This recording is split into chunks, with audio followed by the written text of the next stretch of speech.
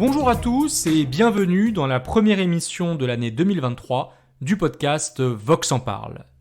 Je suis Florian Carrière, associé au sein du cabinet Voxius Avocat, et nous allons parler aujourd'hui de la présomption de démission instaurée par la loi du 21 décembre 2022 portant mesures d'urgence relatives au fonctionnement du marché du travail. Alors, avant d'étudier ce texte, rappelons quel était jusqu'à très récemment l'état du droit. Le principe, que la Cour de cassation rappelait systématiquement, est qu'une démission ne se présume pas. L'intention du salarié de démissionner doit apparaître de façon sérieuse et non équivoque. Il pouvait y avoir des démissions implicites, mais elles ne pouvaient pas résulter du simple fait pour le salarié d'abandonner son poste de travail. À titre d'exemple, la Cour de cassation avait jugé que le fait pour un salarié de ne plus travailler et de s'inscrire à Pôle emploi ne caractérisait pas une démission.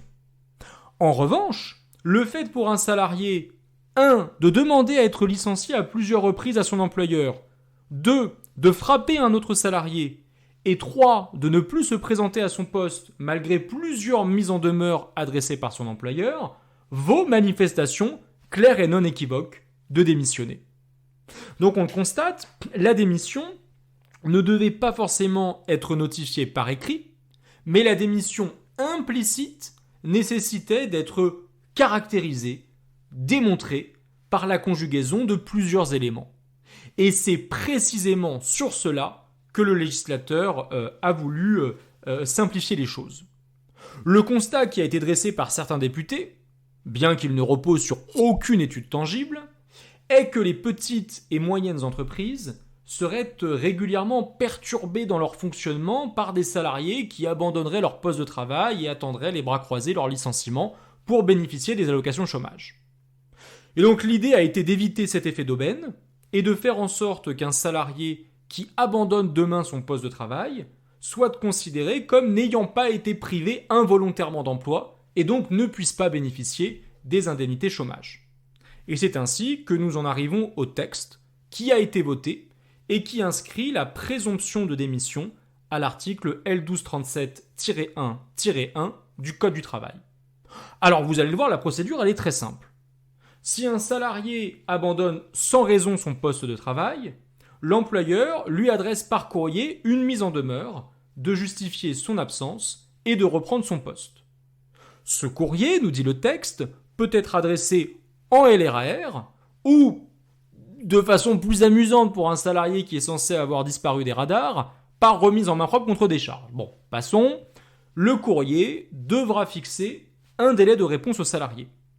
Et ce délai ne pourra pas être inférieur à celui qui sera fixé prochainement par décret. On peut imaginer que le délai minimum qui sera fixé par décret sera d'au moins 7 jours à compter de l'envoi ou de la première présentation du courrier. Et toujours est-il que, à l'issue de ce délai, le salarié qui ne répond pas peut être présumé démissionnaire. Cela veut dire que son contrat sera rompu et traité comme une démission par Pôle emploi. Et si le salarié n'est pas d'accord avec cela, il lui reviendra de saisir le conseil de prud'homme et d'apporter des éléments pour justifier son abandon de poste. Alors on peut imaginer tout un tas de motifs. Je ne venais plus travailler parce que j'ai été harcelé moralement et l'employeur n'a rien fait.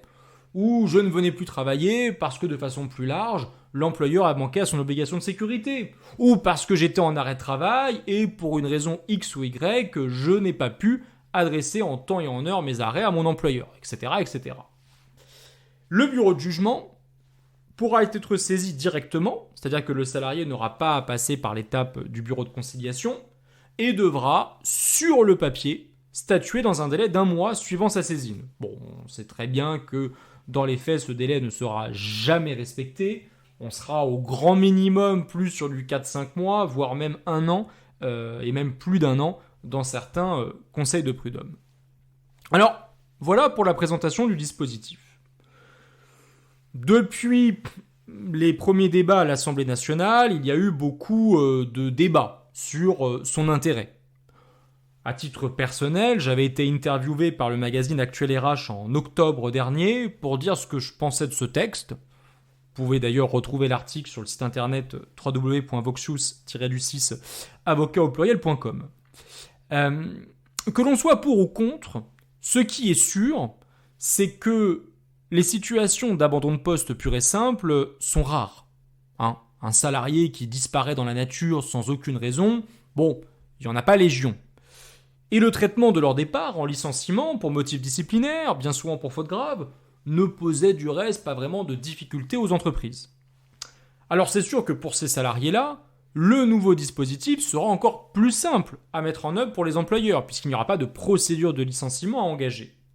Mais pour toutes les autres situations, c'est-à-dire tous les salariés qui cessent de se présenter à leur poste de travail dans un contexte conflictuel avec l'employeur, ou qui avancent de vrais arguments, en tout cas selon eux, pour justifier leur abandon de poste, eh bien, le risque d'activer pour eux le dispositif de démission présumée, c'est que ce dispositif ne sera pas sécurisé, car l'employeur risque d'avoir un retour de flamme devant le conseil de prud'homme et se retrouver à payer des indemnités et des dommages et intérêts aux salariés, et d'utiliser un dispositif qui va finalement exacerber le contentieux avec le salarié, puisque celui-ci non seulement va être licencié, mais en plus va se retrouver au moins temporairement privé des allocations chômage. Donc on va le pousser à saisir le conseil de prud'homme à l'encontre de son employeur. C'est la raison pour laquelle, dans ces cas-là de conflit, il y aura une vraie question à se poser.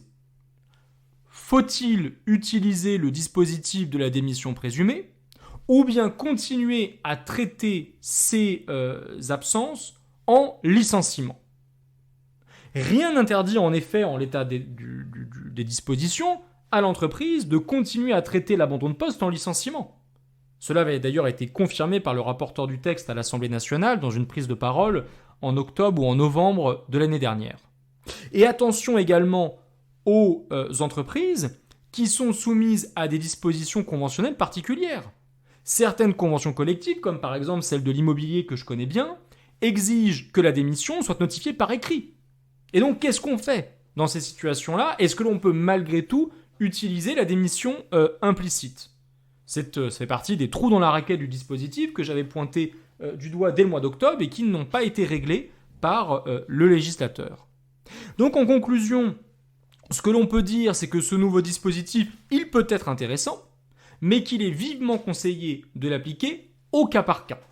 Surtout dans sa première année d'application, puisque les entreprises qui utiliseront le dispositif de la démission présumée avec un salarié avec lequel ils étaient en situation conflictuelle seront certaines d'une chose, c'est qu'elles essuieront les plâtres de la réforme devant le conseil de prud'homme. Alors, voilà pour la présentation de ce dispositif. Si vous avez des questions, des interrogations, n'hésitez pas à nous solliciter. Vous pouvez nous contacter sur notre site internet www.voxius-avocat.com, sur nos pages LinkedIn, sur nos pages Twitter.